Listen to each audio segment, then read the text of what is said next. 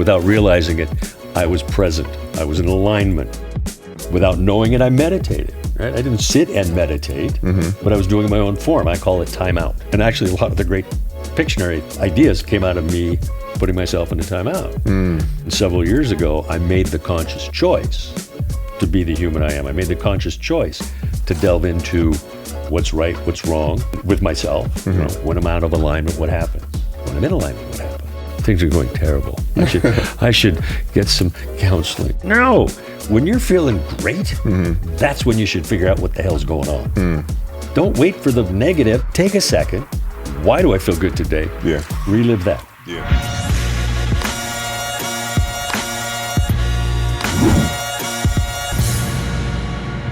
So for those of y'all just tuning in, this is the All-In CEO. My name is Sanyika The Firestarter Street. And we are here with somebody who helps you to find your aardvark. A good friend of mine, Rob Angel. Welcome to the show. Thanks for having me. Absolutely. You look good. I feel good. Yeah. You've been traveling a bit. I've been traveling a lot. Yeah. And it's one of my passions, one of my hobbies, really. Yeah. And just exploring the world. For sure. I mean, you've been exploring the world in a few different ways. You've been exploring the world, obviously, physically in a plane and trains and automobiles and boats, obviously, and also through different ventures. Obviously, one of the biggest ventures is the fact that you created the board game Pictionary, and there's been some other journeys. Obviously, you know, joining with the team in the Seattle Supersonics, and many other highs and lows, right? And that is definitely what it means to go all in as a CEO. That's for sure. Absolutely. And you know, we kind of search out the highs and the lows. If it was all high, it'd be fun, but it wouldn't be as exciting. So you don't want too much of anything. Too much of anything. Here's a really interesting question just to start off. Like, as it relates to, you know, your journey, and if you were just going to say, like, what would you say is the dumbest thing that you've ever done as a CEO? Like, what's the thing that you look back and you go, oh, that was stupid as shit. Like, there's no reason I should have done that at all. Yeah. As we're looking at our injuries. Yeah, exactly. We've got a lot of credibility here, I'm sure. For sure. Yeah, no, it was a hire. I hired somebody that I knew was a bad idea, intellectually, spiritually, emotionally, and I still hired the guy. And it was expedient. And I overrode everything, and I hired him. But you know, fortunately, it didn't sink the company. Fortunately, we got out of it. You know, once we realized the mistake. But it was like, and it wasn't dumb because he didn't do the job. It was dumb because I knew it going in. And it was a bad idea. Where were you at? And like, what do you remember? What the company that the hire was for? It was for Pictionary early on. We needed a sales manager.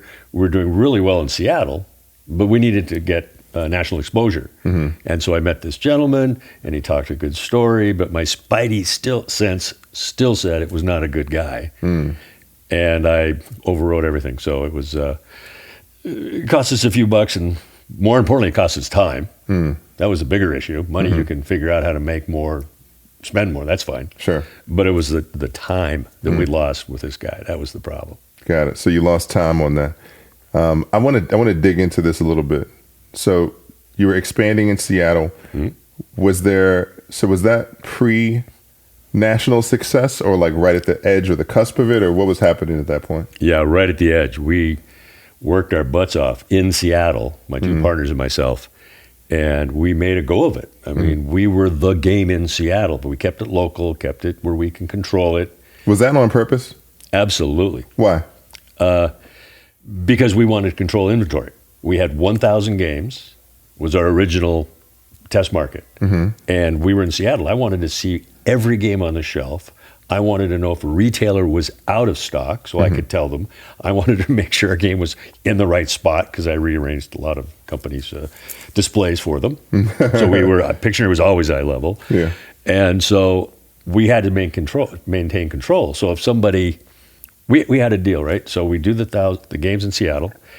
JCPenney calls us, and they say, we'd like to order 9,000 games. We've gone from 1,000 to 9,000. And we're going, we're a hit. But then we started thinking about it. Now, what if those 9,000 games go in a warehouse? What if those 9,000 games don't get on the shelf? What if they decide not to pay us? We're screwed. Got it, yeah. So we turned them down.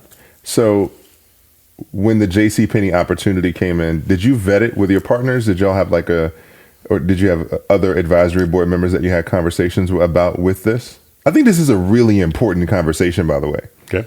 What you just said, I mean, essentially what you just said is, look, we're gonna stick with a target market. Mm-hmm. We're gonna make sure that we capitalize in the market. Right. We're not gonna expand too soon, right? Yep. We're gonna take in possibility when it comes, the JCPenney potential, the possibility. Right. But we're gonna vet it to the point we're gonna look at it and we're gonna go, maybe this might or might not be a good deal, you know? Right. So it really feels like there was a lot of good juju coming through in this period of time. Would you say that? Oh my goodness. Yeah. I mean, every day was an adventure. We had no idea what we were doing. None of us were in the game business before this. And so it was seat of the pants. It was every day just, okay, what are we going to do today? Mm-hmm. But as the opportunity started coming, we had to take a step back and actually think about what was coming in. Mm-hmm. Going out, we were reckless. We were having a ball. Right? Okay. So because it was going, this feels right. Let's go do that. Got it. Right. Mm-hmm. This makes sense to us. Let's go do that. Let's not overthink it. Mm-hmm. But when opportunities started coming in, that was out of our control in a very good way. Yeah. So that's when we started having to vet these ideas. Mm-hmm. And I always say the best thing about my partnership with my partners is we were always on the same page, right? Mm-hmm. We had the same mission, we had the same goal, we had the same mentality, with the same energy. So when these decisions came up, of course we vetted them. Mm-hmm. And of course we had some discussions and arguments, which is normal. Sure. But we always knew Pictionary was in charge, not us. That's powerful. That was our business. There you go. Look, all in alignment and integrity, right? So if we're operating with the same shared values, then we'll do what we say we're going to do. Integrity is our number one word. Yeah. If the people we knew or doing business with didn't have it, we didn't do business with them, except for the guy I was talking about in the beginning, right? Yeah, and that was our lesson. Yeah. And it didn't cost us. What was the thing, the intuitive hit that you had about that guy that didn't feel right? I didn't like him. Oh, you didn't like him? I didn't like him. I mean, I know it sounds kind of weird, but it was like, I'd sit with the guy and I would just go, I don't really want to hang out with you. I know believe me, this was such a great, powerful lesson that I learned, right? I put, not the business, but I put expansion ahead of what I knew to be true. Mm-hmm. And so, fortunately, like I said, it didn't sink the company at all, but it was a powerful lesson for us moving forward. Got it. So what was the lesson from that point? Oh, trust your instinct, because we have limited knowledge, right? This was pre-internet. This is 1986, by the way. So there was no internet for us to go, how do you sell to this company? How do you market here? How do you do that? Right. We literally lived in a bubble, and that's how we had to operate. So the biggest decisions we made weren't based on knowledge. They were based on how we felt, how we thought it was going to perform, how we felt about this decision. And we knew, since we always kept Pictionary top of mind, it was the right decision. And yeah, we made some missteps, but that's okay. Yeah. I have as you were talking about the idea of, going with what you felt, the very first word that popped up to me as we're talking about Pictionary, the very first word that popped up to me was intuition, right? And I have a philosophy on intuition. Would you like to hear it? I would love to hear it. Got it. Thank you for that.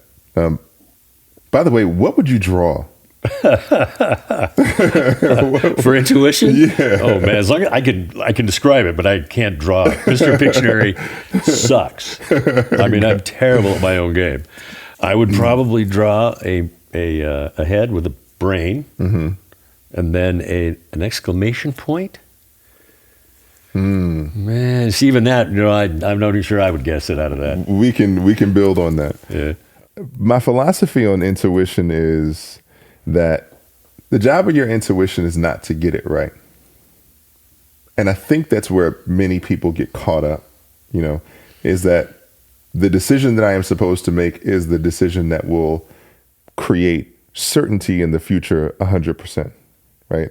And I don't think that's the job of the intuition. I think that the job of your intuition is to bring you into deeper alignment with what you are feeling in the present moment and what you know to be true in that moment, so that you can feel self-assured, and that you can feel confident, and that you can feel like you're not going against your greater knowing, right? So that you're operating in alignment with yourself. Right. And then letting that feeling lead the way, so that you can learn and adjust as you need to, because you will always need to adjust, whether it was the great decision or not. What do you think about that? Absolutely agree. Right. 1 + 1 is 2. Mm-hmm. This we know. That's a given. Yeah. So there are business decisions that are 1 + 1 is 2. Mm-hmm. But when you're using your intuition, you are giving yourself permission to make that choice, to fail or succeed, and you're going to feel good about it. To right? feel good, yeah. You're in alignment with the decision. Mm-hmm. And so if it's wrong, you can, quote unquote, only blame yourself. Mm-hmm. But that's okay, mm-hmm. right? You don't kick yourself. You just keep moving forward. Mm-hmm. But it's a great feeling, mm-hmm. because when you're in alignment, when you know it's the right decision, you can live with the results, mm-hmm. good or bad. Yeah. Good or bad. For sure. And let's be honest, most of them are going to be good. Mm-hmm. I mean, we're all pretty smart creatures, right? It's 1 + 1 is 3. No, okay, let's not bet against that. Got it. Yeah.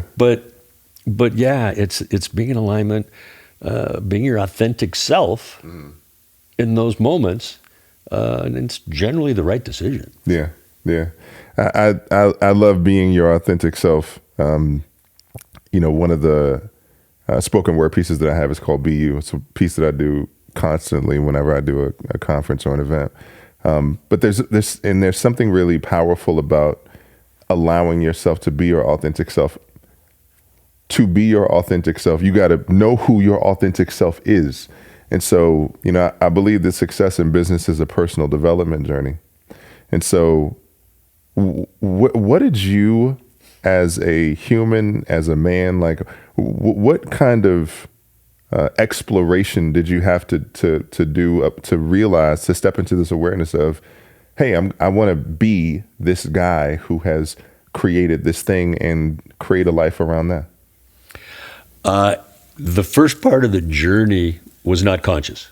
I didn't, at 28, 29 years old, even into my 40s, it was just who I was and the journey I was on. Mm-hmm. I was, without realizing it, I was present mm-hmm. a lot. I was in alignment a lot. Mm-hmm. I, without knowing it, I meditated. Right? I didn't sit and meditate, mm-hmm. but I was doing my own form. I call it time out. Right? When I get overwhelmed, I get overwhelmed, I just remove myself from the situation. Mm-hmm. And actually, a lot of the great Pictionary ideas came out of me putting myself into time out. So conscious decisions to grow weren't there, but I was doing it all the time. Mm-hmm. And then several years ago, I made the conscious choice to be the human I am. I made the conscious choice to delve into what's right, what's wrong, mm-hmm. and with myself. Mm-hmm. When I'm out of alignment, what happens? When I'm in alignment, what happens? Yeah. Right? Yeah. We all have this habit to go, oh, things are going terrible. I should get some counseling, and I should get this, and I should do that. No, when you're feeling great, mm-hmm. that's when you should figure out what the hell's going on. Yes. Right? It's not, don't wait for the negative. It's like, I feel so good today. Take a second. Why do I feel good today? Yeah. Relive that. Yeah.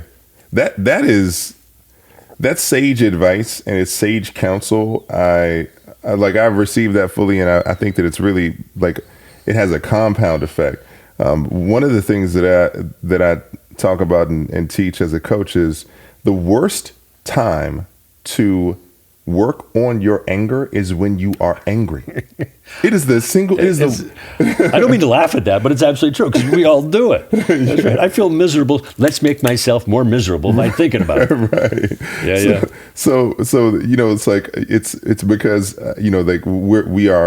we're trying to address this moment, but the way that we need to address the moment is that we have to put ourselves in the environment before, in a state where we can actually operate without the heightened, triggered emotional response. So Yeah. So I love that. I love that as I love that reference. It's like, yo, like you have to, work on expanding yourself, to, when you're not in the Right. hitting the wall. When did you hit the wall? Oh, How many walls did you hit? I'm still hitting them, brother. I'm still hitting them. And I've come to, I would say I've come to realize, but I know this, and I've known it for a while. When I am not my true, authentic self, I crumble, right? Situationally, I will say it, I have anxiety. Mm-hmm. And the best way to get out of it and get over it is to just be my authentic self. Can you give me an example of that? And maybe contextually to your journey. Oh, it's they say yes to everything. So I say no. I don't say no enough. Mm-hmm. So I was invited to speak at an event recently, and I immediately said yes. Mm-hmm. Sounds like a good idea. Sounds like fun. Let's go. Let's do it. Mm-hmm. But over the next couple of days, I started having it started small. Mm-hmm. Maybe I don't want to go. Maybe I don't want to travel. Maybe I don't want to do it. And then by the third and fourth day, I was like, oh, shit, I don't want to do this. Instead of just saying, I don't want to do this, I kept in that negative space for another 3 or 4 days. And it was a terrible week. And this is recent. This is recent history. And so finally, I said no, which I should have done from the beginning because I knew. Finally, I said no. The anxiety went away. The stress went away. Everything went away. And it just, I started beating myself up over it because I knew if I just made the simple call and said no, it would go away. And I still lived with it for about 3 days. So that was yet another realization, here's an example, Rob. You know what you need. You know how you should operate. Put it away. Yeah. Don't beat yourself up again. But the next time, pay attention again. Yeah. Yeah. It's listening to going back to the intuition. Absolutely. Yeah. Yeah. Absolutely. Allowing that to come through and let me know if this was a component of it when the initial yes comes in, but when the no emerges, right? The no emerges, then the concern is disappointing others. Like, was that a component of it? Oh my. Yeah, there's disappointing others. Not having integrity and changing your mind. Right? I said yes. Well, now I'm saying no. So maybe I'm not a man of my word. Not being truthful with myself, what I really wanted. Did I really want to go give this talk? I don't know. I tried it on when I said yes. And then I tried it on more and I said no. Yeah. So the internal clock and the external things that affect your decision start definitely coming into play. Wow. And so, I'm making this sound pretty dramatic, but it was. Yeah. I mean, goofy as it is, it was a very bad week. And here I've done all this work. I've had conversations. This isn't new, but it's just piling on, and it felt good. Just to go, okay, let's do it. So, whenever I'm having those anxious moments, I do have the ability just to stop and go, what the hell's going on? That's half of it. You got to make the choice. Yeah. Right. Yeah. Self-awareness is great, but without action, it doesn't mean anything. That is 100% it. Right. So self-awareness is a necessary component. And then what does it inform the actions that you do? How does it inform the actions that you do? I wanted to offer this in relation to around integrity. Okay. I wanted to offer, can I offer a definition of integrity for you? Sure. So, through my education and practice, I've learned that the definition, the operating definition of integrity is honoring your word. This is the full definition. Yeah. Honoring your word. Doing what you said you were going to do. And in the event that you are human, are you human? Let me check. But yes, I am. Cool. So in the event that you are human and you don't do what you say you were going to do, that you acknowledge what you said, that you that you acknowledge what you said, that you make amends for any errors or anything that comes up as a result of it, meaning like cleaning up that situation, that you apologize for causing any harm, and then you create a future agreement either with the other party or with yourself, right? And so here's the thing about integrity, and I think that this is really important, is that sometimes we get caught up in the paradigm, I call it the self-punishing paradigm of honoring our word when we're out of alignment. Mm-hmm. And I think one of the best examples of it is marriage. Getting married to somebody when you know, like the salesperson, you know it ain't right. Right. Right.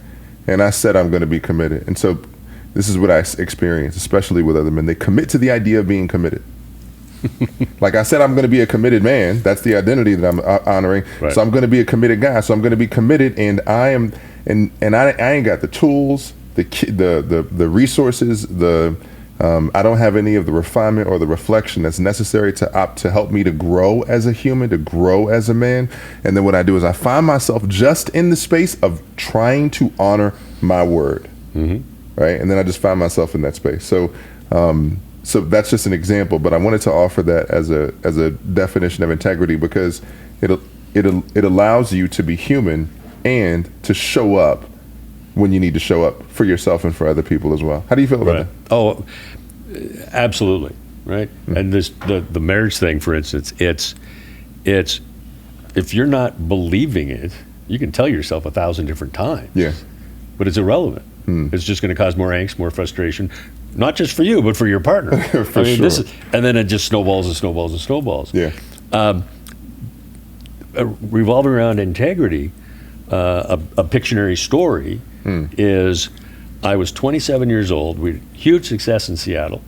And to scale the game, we had to license, meaning we had to turn manufacturing distribution over to a big company. Mm-hmm. And they would pay for it and give us a royalty, pay us money. And this sounds lovely. It sounds wonderful. Yeah. I'm making $500 a month. I'm driving a crappy old car. I'm literally paying $165 a month for this shitty apartment. Mm-hmm. And we have a deal with Milton Bradley, the biggest game company in the world. They're dangling so much money in front of us. I'm retired. I'm buying a new car. I'm getting a house. Contract comes. Now, for us, it was very important to keep control of Pictionary. Mm-hmm. We weren't just going to turn it over to them. In the contract, they promised us they would not touch, or verbally, they weren't going to touch the packaging, thus the intention of the game. Sure. We said, great. Contract comes. It doesn't have that clause. So now, okay, we call them. Where's the contract? We can't give it to you. Now, wait a minute. You promised this to us. Where's your integrity? We can't trust you. Yeah. I walked away from the biggest deal of my life with no plan B. I had no money in the bank. We had no options. But I still walked away from guaranteed being a millionaire because we couldn't trust them. Wow. And we were willing to live with the consequences. That was our intuition. That was our gut that said, don't do this deal. And we didn't do it. And the universe has a habit of rewarding those who do such things. 2 months later, we've signed a bigger deal, a better deal, more money deal, all the controls we wanted. And that's the reason Pictionary is still on the shelf, still popular, and I'm still talking about it because I said no because I couldn't trust them. Wow. Trust said no because you could not trust them. I didn't want to be looking over my shoulder, let alone their shoulder every day. Yeah. That's too much energy I don't want to waste. Yeah. That's a really powerful statement. There's a podcast by Naval Ravikant, one of the co-founders of AngelList. And it's just it's called How to Get Rich Without Getting Lucky. And in that podcast, he goes over, he's like, look, if you don't have capital, this is the way you earn money. Right. And he's breaking it down. He's like, look, you need to be accountable. You need to be high integrity. He's basically breaking this down as a human endeavor, right? Success in business as a human endeavor. It's just fantastic.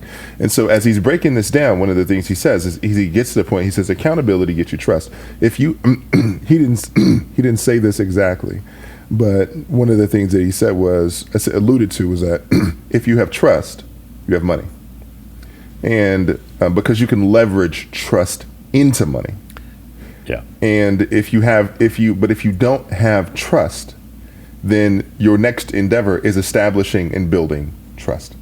Right. Yeah, as you're saying it out loud, it makes perfect sense. Right. It's absolutely spot on. Mm-hmm. Yeah, and that it sounds like in that situation that obviously the most important component of it was trust, and that and again, it there's so many juicy tidbits about personal development, business development, about trusting your intuition, vetting the deals that come in, because the other part about it is that once you were a magnetizer, you were like, hey, look, I know everybody wants a piece of me. Wait a minute. Right. I need to play hard to get, you know, and I think that's a situation that a lot of people aspire to be in, where they're the prize, and just FYI, you are the prize in every situation. Right. You just have to embody and to receive, embody that way of being, so that you operate in that way. Right. Right. That's a way of being. It can be informed by business success, but really people who optimize it, they understand that that's just the way of being that's going to bring them the results, and they base it on a future-based context. So, but I thought there's a lot of really powerful tidbits in there about just how you evolved as a human. What would you say is the one thing, as we wrap up, what would you say is the one thing that has stuck with you about your journey through business and through life, in terms of getting to this point in your life? I mean, would you say that you're happy in your life right now? I am happy in my life, with a little asterisk. Mm-hmm. I'm still in process. I'm still this journey. It's this being self-aware, everything. And sometimes I honestly think, well, maybe I'll just go back to the old me. Maybe the self-aware thing and trying all the meditation and the practicing and all the rest, it just causes some angst sometimes, right? Mm-hmm. It's like I've got a friend who is blissfully unaware of everything around him, and he's the happiest guy I know, right? It's like I look at him and I just kind of, wow, you have no idea what's going on in the world, but you just wake up every day happy. I couldn't do that, but it's an interesting concept when I look at this guy. Yeah. And so, am I happy? The short answer is yes. And as I put it that way, I am enjoying the journey. I am enjoying the trying new things. Right? I don't think any one thing, any one person, any one thing is going to change you, but it's information. What you do is great information. People are taking this on and they're going, oh, this resonates. This is going to help me. This resonates. This is going to help me. And I love talking to people like you. I love exploring new things because I'm constantly growing, constantly learning, constantly trying to figure something new out. And that is fun. It really is. It's being stagnant is also kind of boring. Got it. Well, I think that forward progress is for the people who do identify. Do you identify yourself as a CEO? Honestly, yeah, I do not. Got it. Why? In the traditional sense, I do not, because that's not my skill set. Physically running a business, I'm not going to say I'm not very good. It's just not something I'm interested in. Now, that's why my partnership works so well. I knew what I wasn't. Right? And I got the team, the two partners that filled in the blanks, and we were brilliant together. There's no other way this thing happens without those two guys. And I'm okay with that. My ego was not big enough where I have to run the show. No, you do that. Let me be me. Let me do the marketing, sales. Let me be the face. I'm great with that. Yeah. Right? So, saying no and admitting what you're not, brilliant. Another exploration into to who you are as a person. Some people, the way I'll share with you what I believe about the idea and the concept of being a CEO is, at a foundational level, whether we are the CEO, I don't believe in the corporate hierarchy structure, CEO as it relates like that. That's not really what this is about gravitating to. It's really about entrepreneurial men who want to be a CEO of their life. We talked about that before the show. I love that. Yeah. I think that is fantastic because it's a visceral way, a way to physically go, okay, I'm the CEO of my life, It's right here. What do I have to do to build that bigger company, right? Build that best company possible. Yeah. And it totally resonated when you said it. Yeah. It's like, okay, I don't want to run the business, but I do need to do this, and I do want to do the marketing. I do want to do the sales. I do need to do this, because all those pieces are going to get you successful. Yeah. And so, as a concept, I think it's fabulous. I appreciate that, and I appreciate you for bringing that deeper level of self-awareness and a deeper level of just, personal expansion into realizing that you don't need to pull all the strings, you don't need to push all the buttons. You just need to know what you do best so that you can accomplish great success. And obviously, that's been a component of your journey. Absolutely. And to be clear, I can't do it on my own, right? So again, talking to you, talking to your method, talking to what you're all about is empowering me all the time. And there's other people, there's other parts of my life that are empowering me and helping me. So I appreciate what you do. We've had so many conversations, and I love it. And I love you, and I appreciate it. I love you too. Thanks for joining us on the show. My pleasure. Awesome. Thanks.